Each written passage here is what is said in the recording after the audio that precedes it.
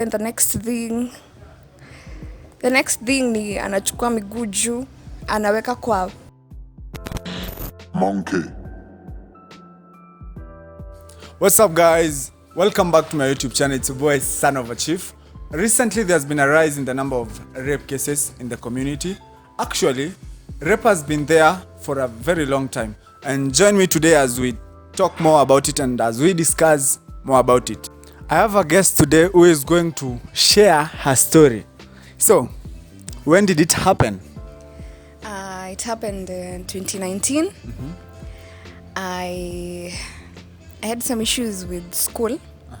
So sikuwa nasikizana na dad. So nikakuja kukaa that's my aunt's place here in Nairobi in Embakasi. Yep. So it was convenient for me to travel to shule, kusolve stories za shule. So it happened. Yep. My aunt had a boyfriend. Mm-hmm. Yeah, ndo walikuwa wanajuana. So he was like a friend to me. Sikudhani something like that ingewahi happen.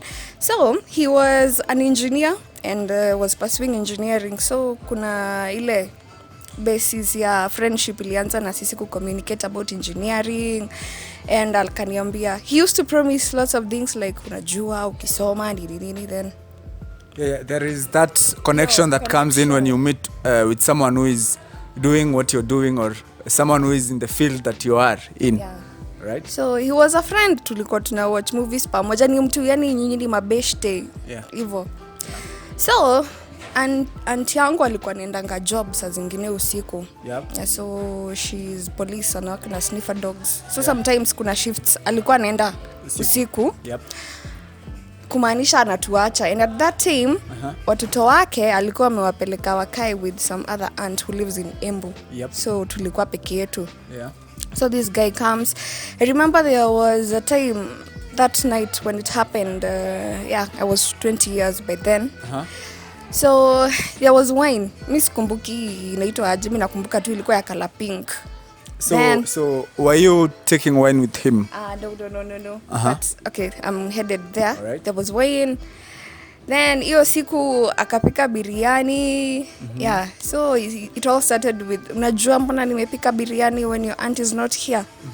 I said, no, you know, you're cute, have a crush on you. And I was like, okay, mimi hiyo time sikuwa najua kujiongea. Yeah. So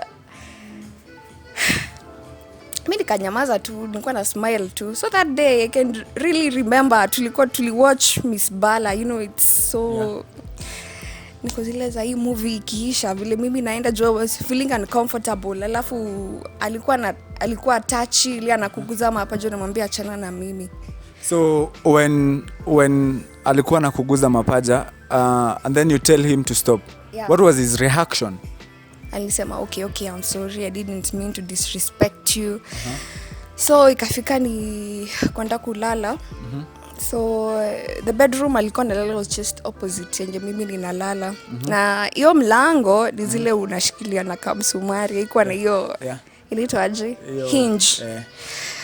So hiyo day, okay, like madam tunapenda kulala naked or close to naked. Yeah. So I can remember nilikuwa na kidress kibaki kikubwa, nilikuwa nimebadilisha ikuwa ya kulala. So before you go far, after he had started being touchy, and he apologized. So had you like felt like this is something might happen to you, ama because he had apologized you were like maybe anaku respect, something like that? Hapana, sikufeel kama ame respect, and nilikuwa nimetense juu tuko peke yetu.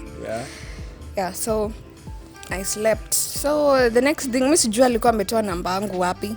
As much as we were close and all that, I don't remember me giving him my number. Yeah. So he texts me, he tells me he wants to talk. Nikajipata I used cursing words. Yeah. Nikamwambia I don't want to talk about, can I use exactly what nilisema? About all those shitty things. I can remember there was shitty things and there was, nikamwambia hizo vitu mimi, we can't talk about those shitty things he was trying to do to me earlier. So that was feeling disgusting to you because this is your boyfriend's hand. Yeah. So the next minute maybe nimelala tu, naona mtu amesimama hapo kwa mlango. So mimi nimeshtuka. Did you scream or something? Siku scream. Instinct zangu zikaniambia kwanza wewe tulia, nikaketi tu kwa bed. Kakuja kaketi hapo. Then he started with first telling me I'm a pretty lady, I'm a learned lady. Anakuambia wewe unajua wewe unakuanga, then sidhani wewe ni msichana wa kusema vitu kama hizo. You're not a woman who should be using hizo curse words and all that. Then he started bad-mouthing my aunt. Then the next thing ni anachukua miguu juu, anaweka kwa duvet sasa ndani juu ya bed, facing me hivi na mimi nimemwangalia hivyo. So I'm making him understand I'm not in a good position yeye kukua kwa kitanda yangu, considering I'm like half naked, I don't have anything. Sina nguo mingi juu. Let me cut you off a bit. At that point, at that moment, what was going through your mind? What were you feeling? Sasa hiyo nilikuwa blank, nilikuwa nimeshtuka, and the thoughts that were in my head ni auntie kiweza toka job atupate tumekaa hapo, itakaa weird. Itakaa weird. So mimi nilikuwa na feel amalize tu toke yake, atoke na aende. So the next thing he's running his feet hivi kwa miguu zangu. Anamwambia tafadhali acha. Then the next thing ninamuona he's there and take a break. Sip. Sip.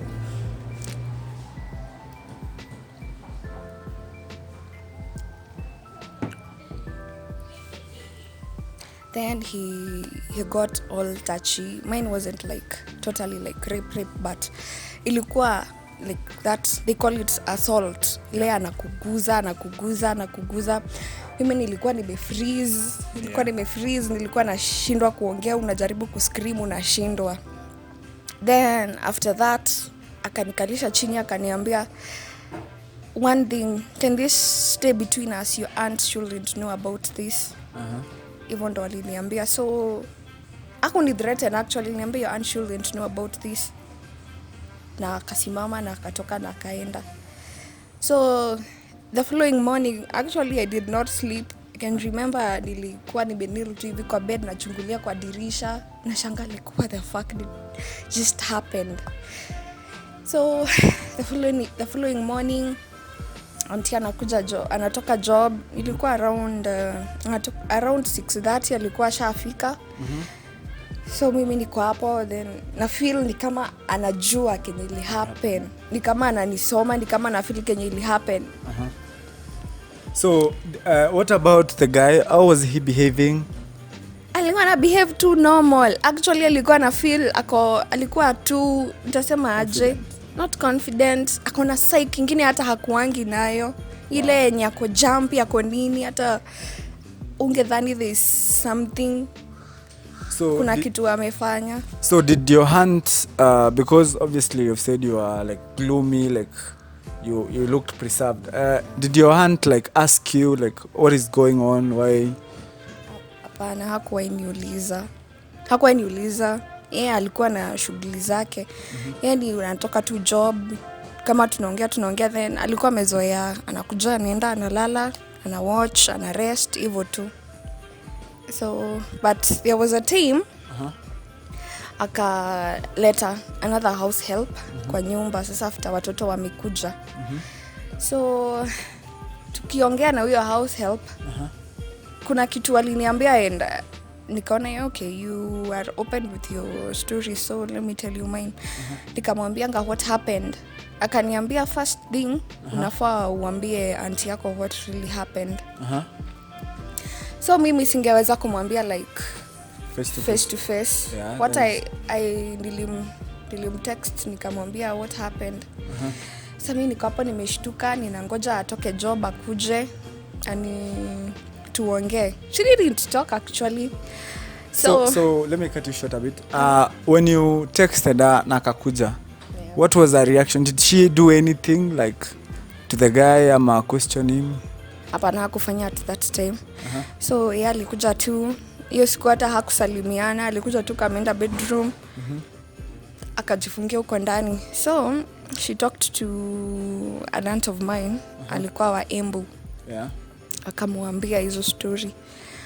So then she called me, akaniuliza, "Can you unaniambia ni ukweli?" The problem came, ilikuja, there was a time nilikuwa nimetorokanga shule. Nikaendanga maform Juja. So according to them, nilikuwa nimeenda kufanya umalaya Juja. So hawakuwa wanaamini naweza kuwa naweza kuwa nimerepiwa. Kuna venye walikuwa wananiona like I did ask for it. So they thought like she thought like wendo ulikuwa like una condone ama wendo you initiated it. I initiated it juu satisfied. Huyo hata alikuwa ameenda Juja, sijui kama alikuwa ameenda kuolewa, sijui nini. So kuna hiyo kama wananiona mimi niko na some like kaumalaya fulani niko nako. So there's no way this man could have done that. How did that make you feel? Because this is your family, you expect them to be on your side. How did that feel? Ili feel vibaya. I used to cry. Nilikuwa nalia, nikipata time ya kulia nalia. Nilikuwa nakaa bafu, hiyo feeling unasikia ni kama unaweza oga like 7 times a day ndo ikutoke. Like una feel ni kama hiyo thought tu kenye ili happen ni kama imekuchafua, unasikia tu uoge tu ikutoke. Any chance nilikuwa napata ya kulia, nilikuwa naenda nalia. So ilikuwa inani affect sana. And at that time I couldn't talk to my parents. So hiyo hatukuwa mabeshte. You were not in good terms, hatukuwa in good terms na yeye. So you house help endo alinisaidia. We used to talk and I encourage. Then there was a time alinikalisha chini akaniambia, "Do you know if your family really loves you, kuna vile wangejua watasolve hii issue yako." So nikaketi chini nikafikiria, nikaona ni ukweli juu hiyo time yote nilikuwa nakaa kwa auntie. Si nilikuwa nimekwambia was supposed to be solving stories zangu za shule. So kuna hindrances. But then she became too strict on me. Siwezi enda mahali. Unajua ile yenye auntie nataka kufika tao. Hizo tao nikaachanga kupewa permission kuenda. Anyway anaenda napewa kadogo like after. Like kuna limitation kama time ulikuwa mtu unaambiwa ukienda hivi nikitema mate before ikauke kusharudi. She became strict to a point. As much as there is a house help kwa nyumba, mimi ndo nilikuwa sasa kama house help. Mimi ndo nilikuwa naamka mapema sometimes kuliko house help, na lala late than kuliko house help. So ikafika point nikaona nikienda home hatusikizani na dad. Secondly, I had a discontinuation, lazima ningesolve vitu zangu za shule. Sasa niko ina dilemma, nikienda home hakuna vile nitamaliza stories zangu za shule, and the same time I want to leave this place. So that's when I remembered, there's a relative I have in Githurai, why can't I go there? But then sikuwa na courage ya kuambia auntie mimi ninaenda. So at that time nakumbuka it was August 2019, auntie akasema tunaenda ushago. Tukaenda ushago. At that time nilikuwa najifunza ku crochet. It was a way nilikuwa naweza kuvent. Nilikuwa na show. Ya ku let it go like it made you busy and forget about what had happened to you. So that time ndo nilikajifunza ku crochet. So nilikuwa watu walikuwa place orders, though I wasn't serious about it at first. Like it's my first time doing something and getting money for it. Nilikuwa tense, will they like it? So nilikuwa na hesitate, sometimes na lose customers. So by the time tunaenda ushago, nilikuwa na customers ni kama washanilipa. Sasa kwenda ushago tukaongeanga na Shosh. There was a day tulikuwa tumekasirikiana na yeye. Mimi nikamwambia everything that has been going on. Nikamshow actually for me I find family is not family. No wonder these days we find family in friends. Alright. These days we find family in friends. Juu hakuna vile naweza kuwa ninateseka na wanapuuzia tu hizo stories zote. Like you are with your family, like wondo una expect ukiwaambia kitu wondo, they're supposed to believe you, but they choose to go against you, and maybe stigmatize you or talk to you because maybe of a certain small mistake that you did and maybe it's not even related to what is happening. Yeah. So hii pesa yenye nilikuwa nayo ya kushonea watu crochets, nawaambia mimi niko ushago nikikuja I will deliver the crochets. Yeah. You can remember I only did one, hata sikumaliza. So by the time tunarudi Embakasi, I had already made my mind kutoroka. So I told my auntie, mimi dad, tumeongea na dad amesema naenda home. Actually my aunt awaongeangi na dad, they don't talk totally.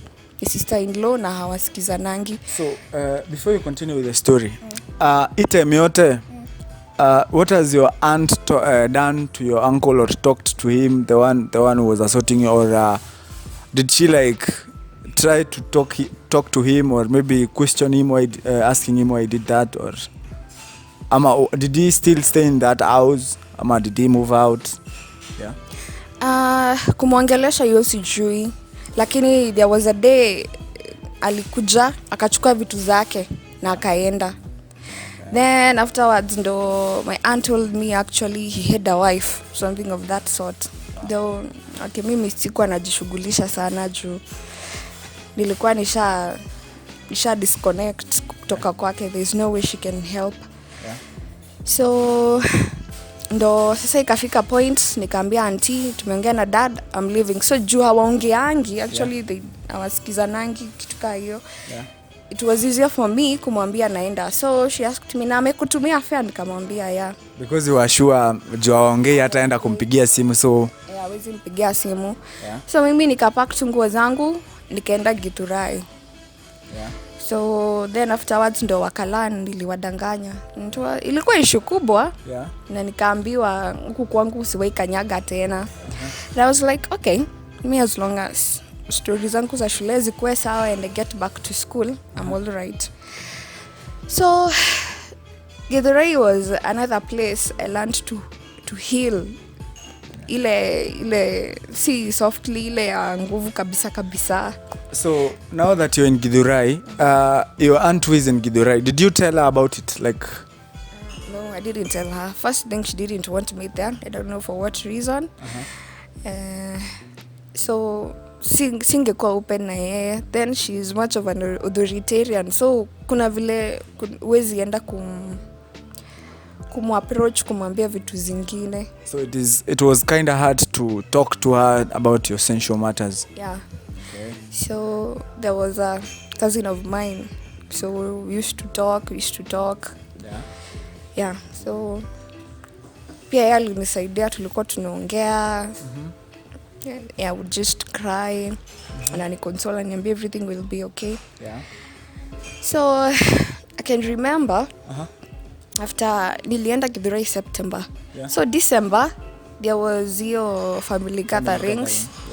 So you wa Githurai ni saidia dad, you wa Embakasi ni saidia mom.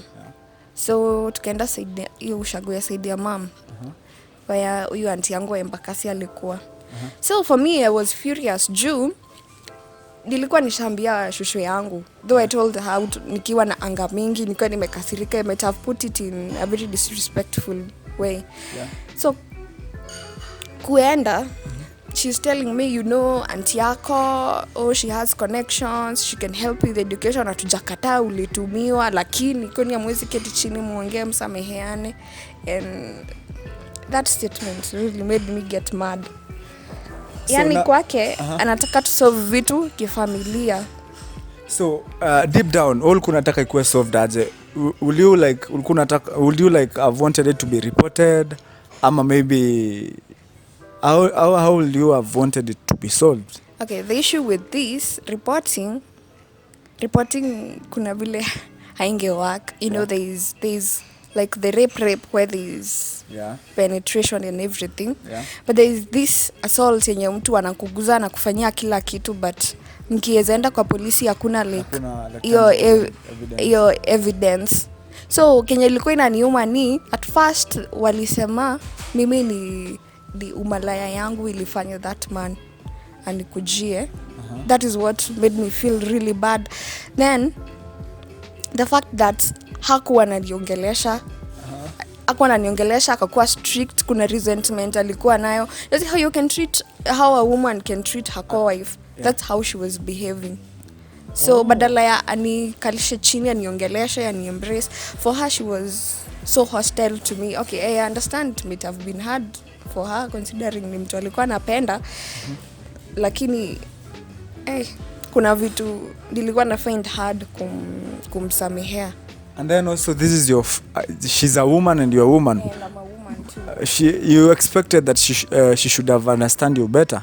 Understood you better, sorry. Yeah, hivyo ndivyo nilikuwa na feel.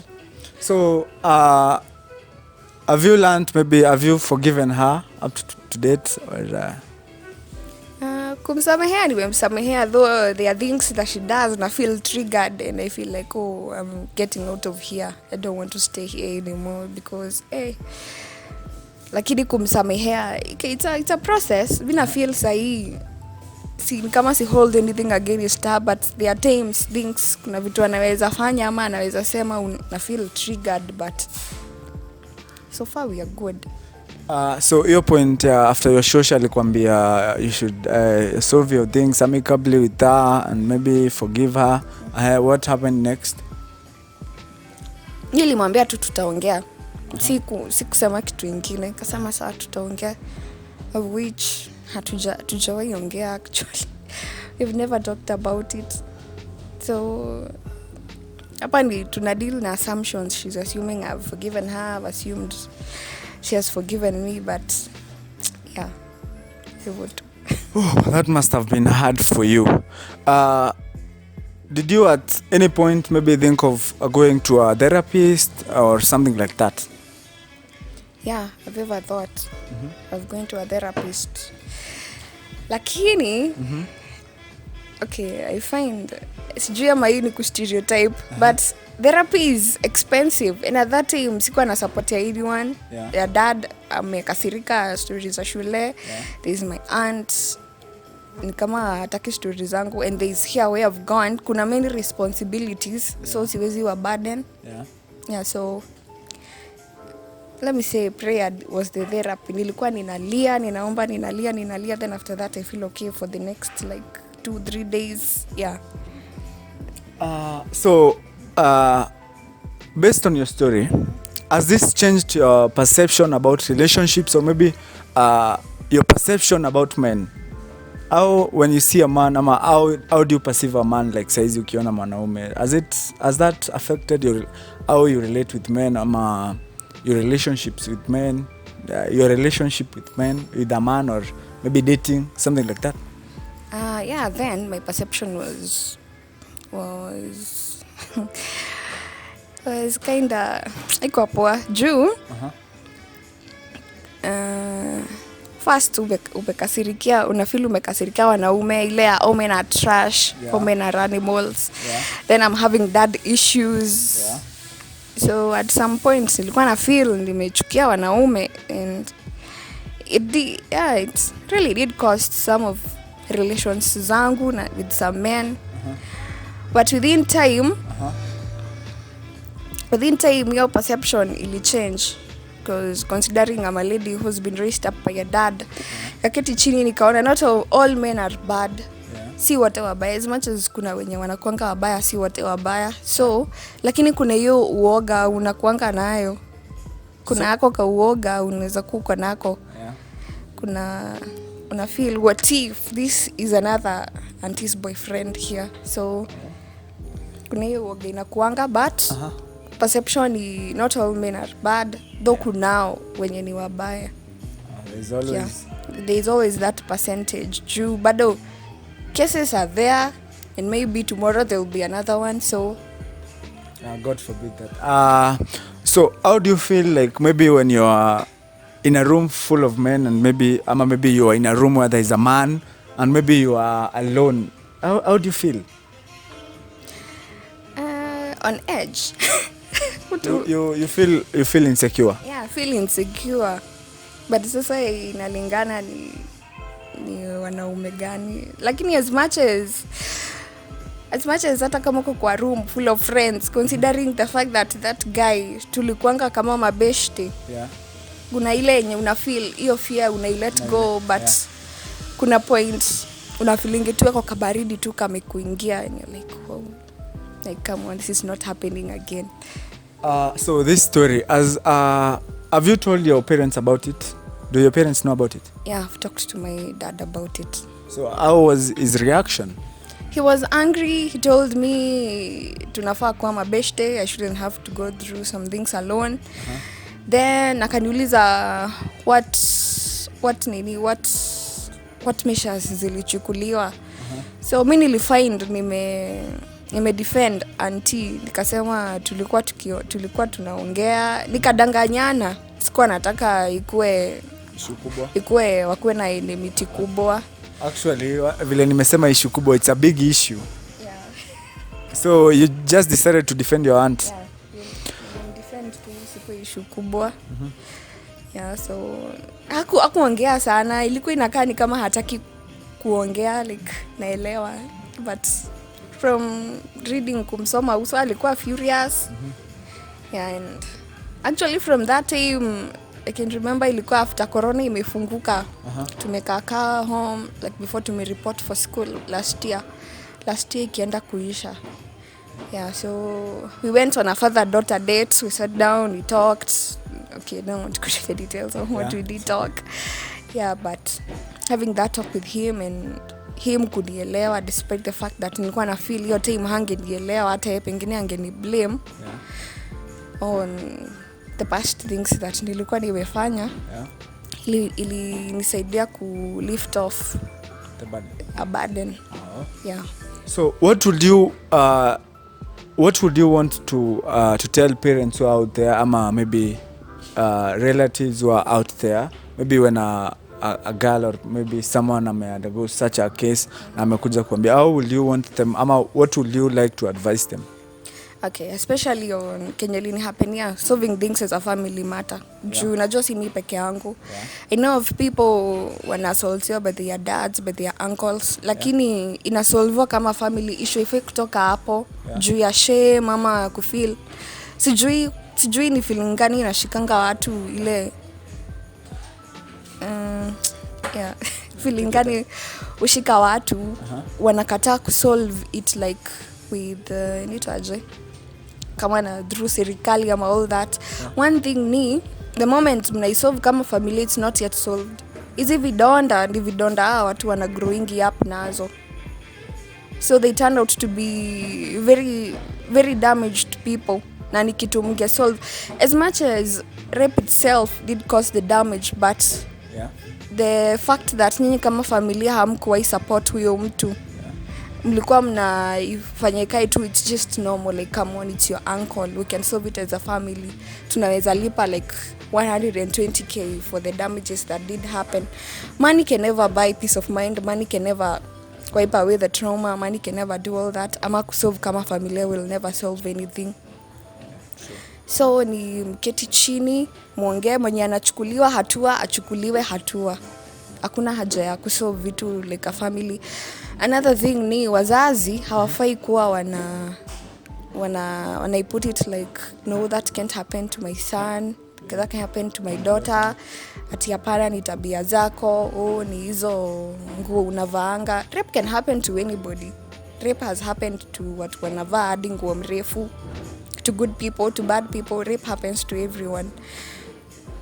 And no one deserves to be raped. So on that point, there's this mentality of people, maybe people, that they say that maybe so and so, maybe a lady was raped because she is wearing. How do you perceive that?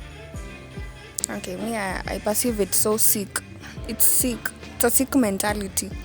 Juu kama vile nimesema, nguo haifanyi mtu atake kurepu mse. Juu kuna watu wanavaa nguo mrefu na bado wanarepiwa.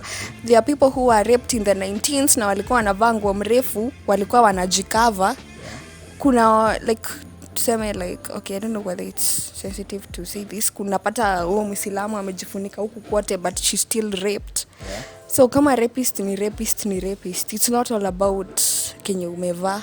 So how do you take it when there's this issue of, the other issue of, maybe when I've taken you out and I buy you a drink or maybe I buy you something, there is that conception that maybe some men have that after I buy you this, after I take you a date, after I take you to a date, I'm entitled to have you. How do you take that? Mimi sichukuliange vizuri cause that hiyo ni just another form, like a fabricated form ya kwenda kuinange na kuchukua mtu. You don't have to pay for sex, like juu umenibuyia drinks I should have sex with you, juu umenifanyia nini I should have sex with you. Sex ni kitu, it's a two-way thing. Unafaa uifeel na mtu akikataa sio lazima. It's not like it's end of life. Si ati ukikosa sex unaweza kufa, so so if you really feel you have to buy someone a drink ndo alale na wewe. There are people who do that. I don't see it in a judge, but the people who will exchange sex for something, money or drink or something. Don't go forcing yourself on someone juu umempea pesa ama umemlipia rent ama umembuy drinks ama umemfanyia. Go to those who do that. Sio lazima uende kumess na mseju umekuwa kimsaidia monetary. Thank you so much for coming. It's so bold for you to come out and share your story with us. This is going to help someone who is out there, and if you are out there and you have undergone such an ordeal, I'm going to leave numbers on my description that you can contact. That is the helpline numbers. So do you have any parting shots? So anyone mwenye ashaipitia through rape ama sexual assault, one asiwahi jiblame. Juu mimi nilikuwa na jiblame na feel there is something I could have done to save myself from that. Asiwahi jiblame. Another thing, asifeel nini shy kutokea aongeleshwe, because this is a burden to some people. They just can't carry this burden, actually most peke yao. So it's always good kutokea kuongea. Kitu ingine, for those wenye ni family related, wazazi, therapy si ya mabola peke yake, si ya rich people, na therapy si ya wazungu. So in case mtu apitie mtoto wako, anyone you know, you can take them to therapy. You can take them for therapy. Another thing is, akunanga rape kidogo ama rape kubwa. Hadi hiyo yenye mtu anakuja anakuguza tu, that is enough to make you kufeel ni kama mtu assault, and it can be traumatizing. And that's all I can say. So guys, thank you for watching. It's your boy MJ, son of a chief. Make sure that you subscribe, make sure that you like, make sure that you comment, maze. Thanks for your support. I appreciate your support. Make sure that you share to your friends. Peace.